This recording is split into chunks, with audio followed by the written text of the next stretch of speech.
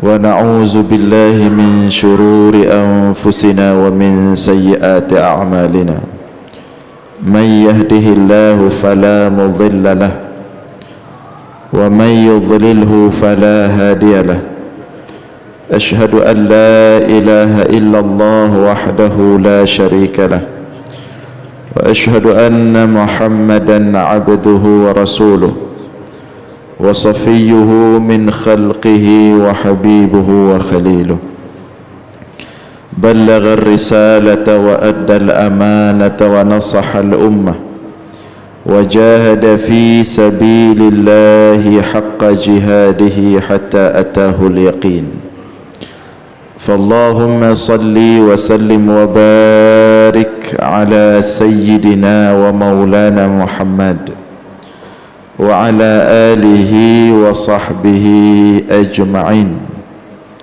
أما بعد فيا عباد الله أوصيكم ونفسي المذنبة بتقوى الله فقد فاز المتقون يا أيها الذين آمنوا اتقوا الله حق تقاته ولا تموتن إلا وأنتم مسلمون. Kaum muslimin sidang jamaah Jumat yang dimuliakan Allah, puji beserta syukur senantiasa selalu kita persembahkan kepada Allah Subhanahu wa ta'ala atas segala limpahan rahmat, karunia dan nikmatnya kepada kita semua. Begitu besar dan banyaknya nikmat yang telah Allah berikan, sampai-sampai tak mampu lagi kita menghitung jumlahnya. Wa in ta'uddu ni'matallah la tuhsuha. Seandainya kalian ingin menghitung jumlah nikmat yang telah Allah berikan, la tuhsuha, kalian tidak akan mampu menghitung jumlahnya. Selawat beriringkan salam juga kita sampaikan kepada baginda Rasulullah sallallahu alaihi wasallam, kepada seluruh keluarga dan sahabat-sahabatnya sekalian. Kaum muslimin sidang jamaah Jumat yang dimuliakan Allah, dalam suasana Maulid atau bulan Rabiul Awal ini, yang merupakan bulan lahirnya Nabi besar Nabi Muhammad sallallahu alaihi wasallam, alangkah indahnya kita banyak-banyak berbicara tentang Nabi Muhammad sallallahu alaihi wasallam. Alangkah indahnya kalau kita banyak-banyak berselawat kepada Rasulullah sallallahu alaihi wasallam, membicarakan dan membahas akhlak mulia Nabi Muhammad sallallahu alaihi wasallam. Maka oleh karena itu, dalam kesempatan yang mulia ini, yang singkat ini, kita juga akan melihat pancaran cahaya daripada akhlak Nabi Muhammad sallallahu alaihi wasallam. Setidaknya ada 4 di antara begitu banyak akhlak indah yang ada pada diri Rasulullah SAW. Ada 4 yang Allah kumpulkan dalam satu ayat daripada Al-Quran. Allah berfirman, laqad ja'akum rasulun min anfusikum azizun alaihi ma anittum harisun alaikum bil mu'minina raufur rahim. Laqad ja'akum rasul min anfusikum, sungguh telah datang kepada kalian rasulun, seorang rasul. Yang dimaksudkan di sini adalah Nabi Muhammad sallallahu alaihi wasallam. Dari mana dia datang? Min anfusikum, dari diri kalian sendiri. Apa makna dari diri kalian sendiri? Maknanya Nabi Muhammad sallallahu alaihi wasallam lahir dari manusia, datang dari kalangan manusia. Artinya dia bukan makhluk, lain seperti malaikat atau yang lainnya. Jadi Allah utuskan, Allah lahirkan Nabi Muhammad sallallahu alaihi wasallam min anfusikum, dari diri manusia itu sendiri, dari jenis manusia. Dia manusia, bukan malaikat atau lain-lainnya. Sehingga tidak boleh bagi manusia kemudian berdalih, tidak mungkin kita ikut Nabi Muhammad, dia kan malaikat. Tidak mungkin kita ikut Muhammad, dia kan jenis lain, bukan manusia. Sedangkan manusia itu susah untuk bisa seperti Muhammad. Jadi tidak ada alasan untuk tidak ikut Nabi Muhammad sallallahu alaihi wasallam. Tidak ada hujjah, karena dia juga manusia, sama seperti kita manusia, yang diutuskan oleh Allah untuk menjadi contoh. Maka Allah sebutkan dalam surah Al-Kahfi pada bagian akhir, qul innama ana basyarun mithlukum.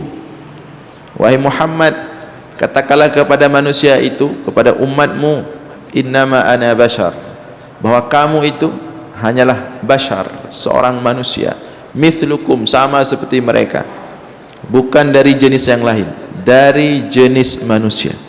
Dia sama seperti kita manusia, lahir, mati, makan, minum, bangun, istirahat, ya, berjalan, berlari, sama kehidupannya seperti manusia. Uhiya ilayya, ya. Namun yang membedakannya adalah dia diberikan wahyu oleh Allah, ditugaskan untuk memperkenalkan tauhid kepada umat manusia dan mengajarkan akhlak. Jadi itu makna laqad ja'akum rasulun min anfusikum, telah datang bagi kalian seorang rasul min anfusikum, dari diri kalian sendiri. Artinya dia manusia. Maka tidak ada alasan bagi manusia untuk tidak mengikuti Nabi Muhammad sallallahu alaihi wasallam, untuk tidak berakhlak dengan akhlak nabinya Nabi Muhammad sallallahu alaihi wasallam. Tidak ada alasan. Kalau dia bisa sebagaimana dia manusia, maka tidak ada rintangan dan halangan untuk kita bisa mengikutinya sebagai sesama manusia. Kemudian Allah katakan, Allah sebutkan 4 akhlak utama yang dia bawa. Laqad ja'akum rasulun min anfusikum.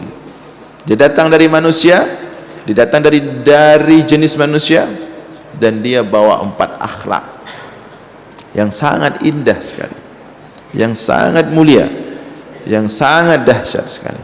Apa akhlak yang dia bawa? Azizun alaihi ma anittum.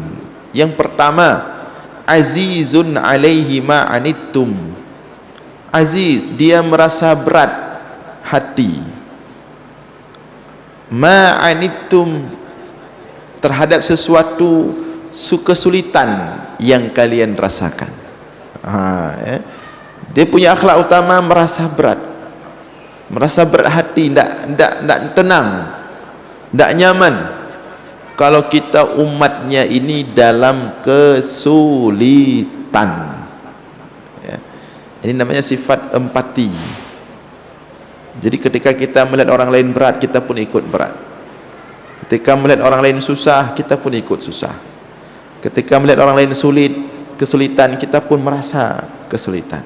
Tidak tenang ketika melihat saudara kita, sesama kita, orang lain susah, dalam kesulitan, pahit hidupnya, rumit persoalannya, kita pun merasa.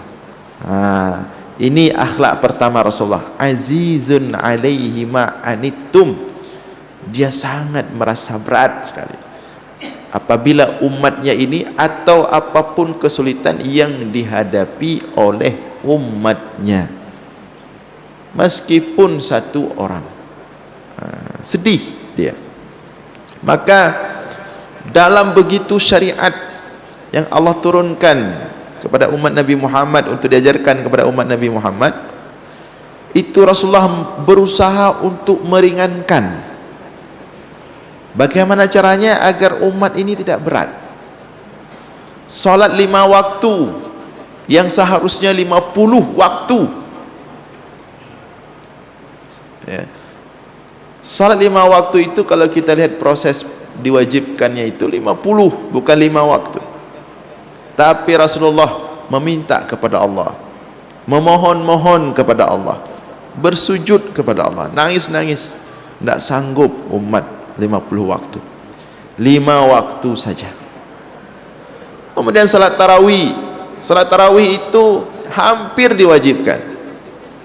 Melihat antusiasnya para sahabat melakukan salat tarawih di malam Ramadan pertama, malam Ramadan kedua, malam Ramadan ketiga, malam Ramadan berikutnya Rasulullah tidak ikut salat tarawih ke masjid. Para sahabat menunggu, tak kunjung datang. Malam besoknya lagi pun tak kunjung datang.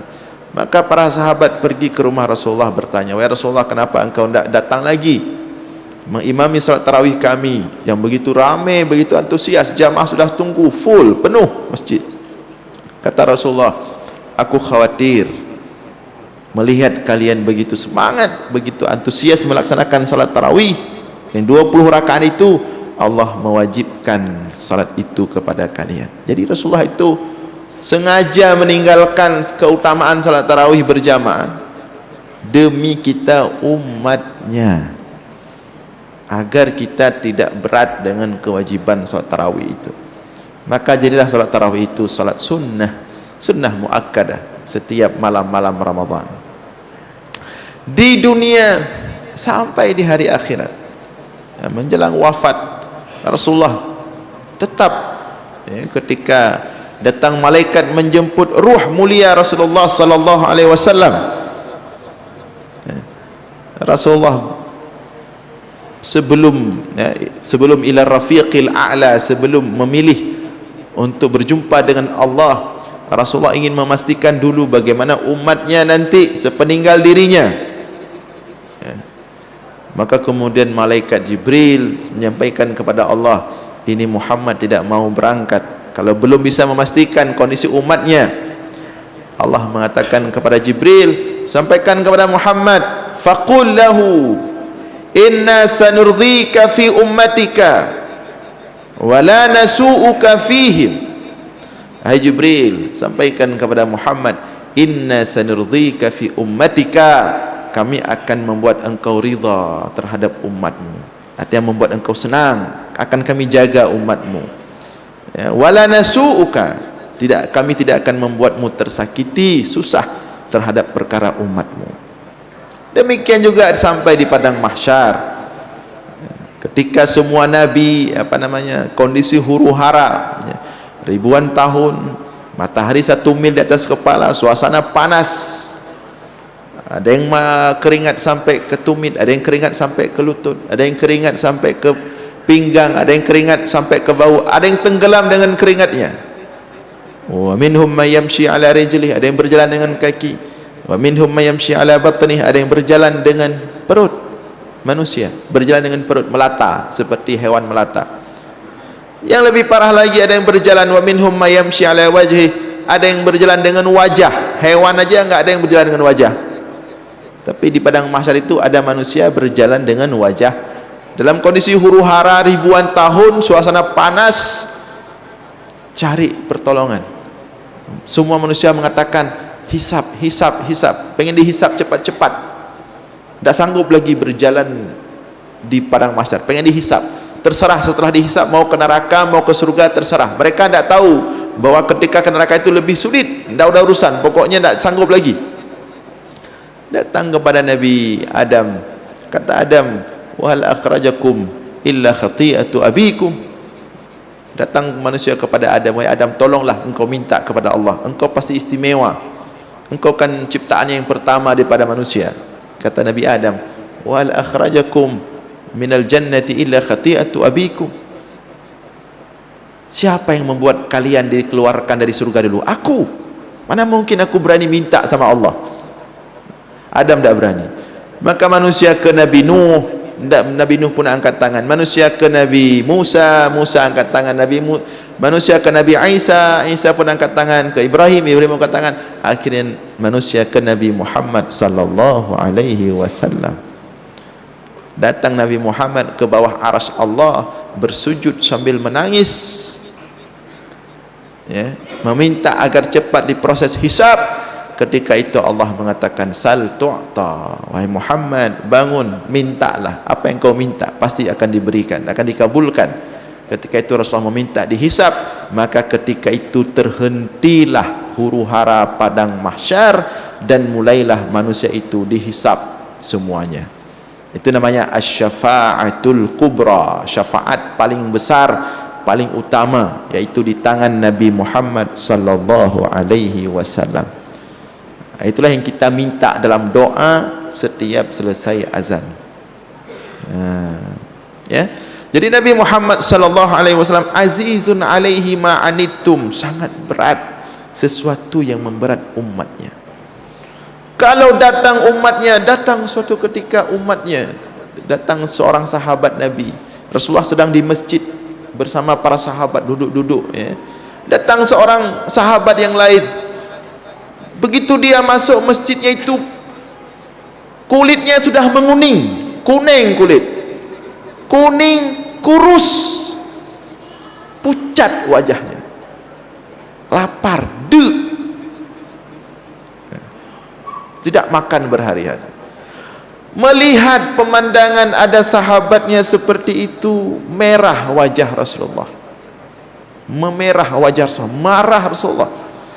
Rasulullah mengatakan wallahi la yu'min, wallahi la yu'min, diulangi 3 kali, wallahi la yu'min, demi Allah tidak beriman, man kana fi baitihi syab'an wa jaruhu jau'an, tidak beriman siapapun yang dia bisa kenyang di rumahnya sedangkan dia punya tetangga kelaparan. Tidak beriman, walaupun dia solat 5 waktu ke masjid, tidak beriman, kata Rasulullah. Kalau ada saudaranya di satu kampungnya, di tempat dia tinggal, yang kelaparan, marah Rasulullah. Saya tidak bisa membayangkan seandainya Rasulullah hidup sekarang, itu pemimpin-pemimpin yang membiarkan rakyat kelaparan itu dihabisi sama Rasulullah, tidak ditinggalkan sama Rasulullah.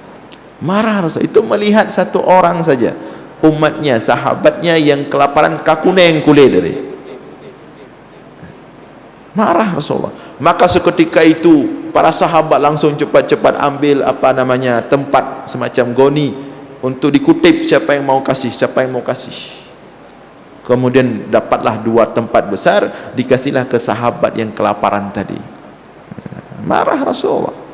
Rasulullah tidak mau, Rasulullah tidak enak hati, tidak senang Rasulullah, tidak tenang Rasulullah, tidak nyaman melihat umatnya itu dalam kesulitan. Nah, ini akhlak inilah yang seharusnya kita ikuti daripada Rasulullah SAW. Bagaimana kita merasa berat melihat saudara-saudara kita dalam kesulitan, bersusah katanya, ini akhlak Nabi. Baik sebaliknya, senang melihat orang lain susah, susah melihat orang lain senang. Itu bukan akhlak Nabi, itu akhlak iblis. Dia susah. Iblis itu susah. Ketika Allah mengistimewakan Adam, susah dia, susah dia, berat tak susah iblis. Ketika Allah mengatakan inni ja'ilun fil ardi khalifah, aku ingin jadikan di muka bumi ini khalifah, pemimpin yang istimewa, yang hebat, dia itu Adam. Susah iblis, mulai ada saingan. Setelah Allah sampaikan seperti itu, susah iblis. Dia cek siapa itu makhluk itu. Dari Allah pertama ambil tanah, suruh ambil tanah sama malaikat ke bumi dari beberapa titik, kemudian dicampur dengan air, kemudian dibuat seperti tembikar, kemudian ditaruh, sebelum ditaruh ruh. Iblisnya susah, ya cek tapi nyoso putai puai tadi. Sampai manusia itu kemudian dibuat seperti tembikar, dicetak, ditaruh selama lebih kurang 30 tahun. Datang dia, itu belum ada ruh, datang iblis, susah dia.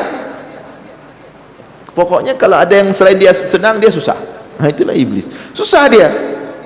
Datang dia cek langsung, dia lihat cetakan Adam, belum masuk ruh, belum ditiup ruh. Datang iblis, masuk lewat mulut, tembus ke dubur, masuk lewat dubur, tembus ke mulut. Dia bolak-balik, dia lihat apa isi manusia ini, apa hebatnya. Susah dia, orang lain senang. Dia bolak-balik, dia bolak-balik, dia bolak-balik. Hana tak pernah kosong. puji ayudan. Itu karena belum ditiupkan ruh. Sampai kemudian pada puncaknya, wa nafakhtu fihi min ruhi, Allah tiupkan ruh pada tubuh Adam. Begitu Adam hidup, yang dimulai dengan bersin, ya, maka kemudian semua malaikat diperintahkan oleh Allah untuk sujud. Disitulah murka iblis, puncak murka iblis. Susah dia kalau orang lain senang. Maka hendaklah kita ikuti akhlak Rasulullah, Rasul kita, yang susah ketika orang lain susah, senang ketika saudaranya senang, bukan sebaliknya. Akhlak iblis, senang orang lain susah, susah orang lain senang. Kemudian yang kedua, akhlak Nabi Muhammad sallallahu alaihi wasallam ayat tadi, azizun alaihi harisun alaikum. Haris, apa makna haris? Sangat ingin, harisun, sangat ingin kebaikan untuk kalian. Haris, sangat ingin hidayah itu kepada semua manusia, sangat ingin agar semua orang itu beriman, sangat ingin agar semua orang itu saleh, sangat ingin agar semua orang itu baik. Haris. Jadi kalau Rasulullah itu melihat seseorang itu, Rasulullah melihatnya dengan penuh kasih sayang, ingin dia itu saleh, ingin dia itu baik. Maka ketika ada sahabat-sahabatnya yang kurang-kurang disempurnakan oleh Rasulullah, dilihat Abdullah bin Umar, masih kecil, hafalannya kuat. Abdullah bin Umar ini anak Umar bin Khattab, sahabat di antara sahabat yang paling banyak yang menghafal hadis. Dilihat Abdullah bin Abbas ini baik, punya potensi, punya bakat, dipanggil, sini nak. Begitu ketemu, dipegang bahunya oleh Rasulullah, dielus-elus bahunya, kata Rasulullah, ni'ma Abdullah idza shallal lail. Kamu luar biasa, kamu akan lebih lengkap kalau kamu salat malam, tahajud. Itu Rasulullah. Dilihat ada Abdullah bin Abbas, masih kecil-kecil, pinter anaknya, hebat, punya potensi, dipanggil oleh Rasulullah, masih kecil-kecil itu, dipanggil, didekati Rasulullah, diajak ngomong, kemudian didoakan oleh Rasulullah, Allahumma faqihhu fid din wa 'allimhu ta'wil. Ya Allah, ini anak pinter, ini anak cerdas, faqihhu fid din, jadikan dia ulama, wa 'allimhu ta'wil, ajarkan dia tafsir. Maka jadilah Abdullah ibnu Abbas sebagai imamnya ulama-ulama tafsir sepanjang masa. Hendaknya kita seperti itu, jangan sebaliknya. Melihat orang lain kelebihan, melihat ada orang yang justru kita merasa terancam, justru kita merasa tersingkirkan. Tidak, Rasulullah tidak seperti itu. Rasulullah ketika melihat orang itu haris, melihat orang pintar pengen lebih pintar, melihat orang lemah ingin dikuatkan.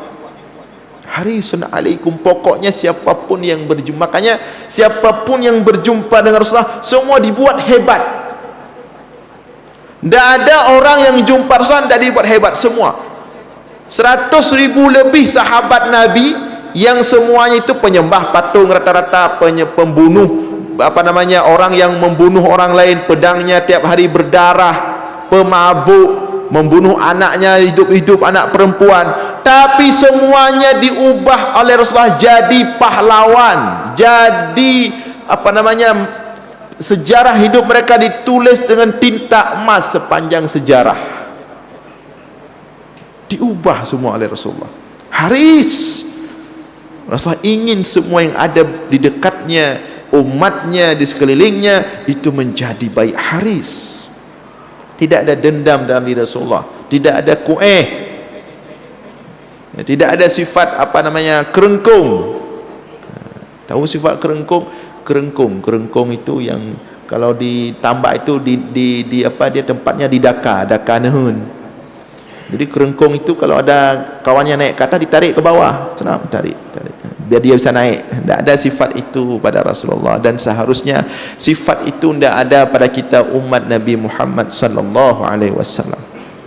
Maka terakhir ditutup oleh dua akhlak, ya, azizun alaihi ma'anitum harisun alaikum bil mu'minina raufun rahimun.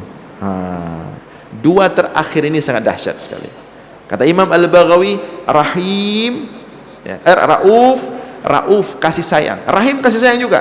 Kalau rauf bil muti'in, kasih sayang terhadap orang-orang taat, orang-orang baik, orang-orang saleh. Tapi kasih sayang Rasulullah tidak hanya untuk orang baik saja, untuk orang taat saja, untuk orang saleh saja, tidak. Rahimun, Rasulullah juga punya kasih sayang bil mudznibin, terhadap pendosa-pendosa, terhadap orang-orang yang ditaklukkan oleh nafsunya, disayangi oleh Rasulullah. Yang katanya yang gak mentang tak gusu tak puto, ya yang hanagam tak kalen dan takun lah. Tapi Rasulullah tidak. Yang baik-baik didekati, rauf, disayangi, dijaga, dirangkul, yang punya potensi. Tapi juga Rasulullah rahimun, berkasih sayang dengan orang-orang lemah, akalnya lemah, orang-orang yang pendosa, orang-orang yang mudah ditaklukkan oleh dosanya, juga dirangkul dan disayangi oleh Rasulullah sallallahu alaihi wasallam. Nah, hadirin sekalian yang dimuliakan oleh Allah, inilah 4 di antara akhlak, banyaknya akhlak Rasulullah yang mulia.